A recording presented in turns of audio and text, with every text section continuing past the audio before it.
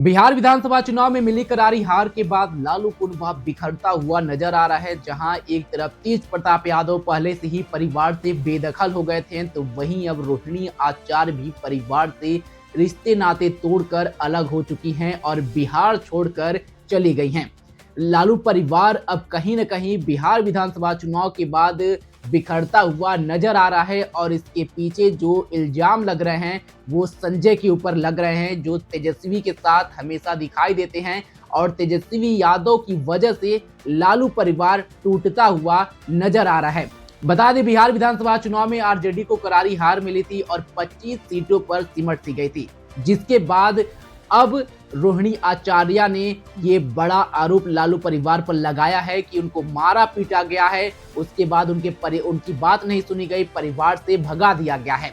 लेकिन अगर लालू परिवार और तेजस्वी की बात की जाए तो बीते कुछ दिनों से देखा जा रहा है कि तेजस्वी लालू परिवार में किसी की बात नहीं सुन रहे हैं और अपने मन की मर्जी कर रहे हैं, जिसके बाद तेज प्रताप यादव को परिवार से बेदखल किया गया।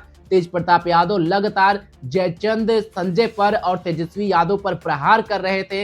हालांकि अब रोहिणी आचार्य भी तेज प्रताप की तरह ही अब तेजस्वी यादव पर प्रहार करती हुई नजर आ रही है।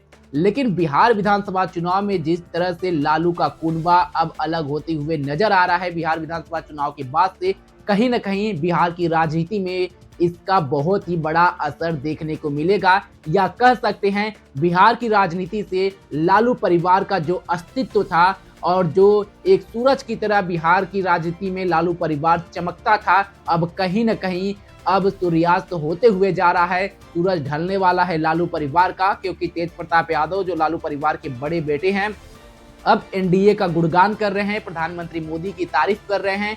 तो वहीं अब रोहिणी आचार्य भी अलग हो चुकी हैं।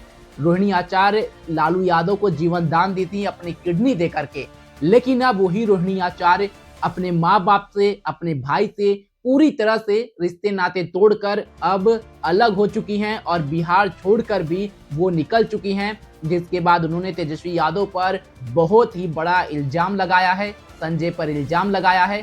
देखना होगा कि लालू परिवार में ये जो भिड़ंत है, आपसी मतभेद है और जो दरार आई है, इसकी वजह से बिहार की राजनीति में कितना बड़ा उलटफेर देखने को मिलेगा।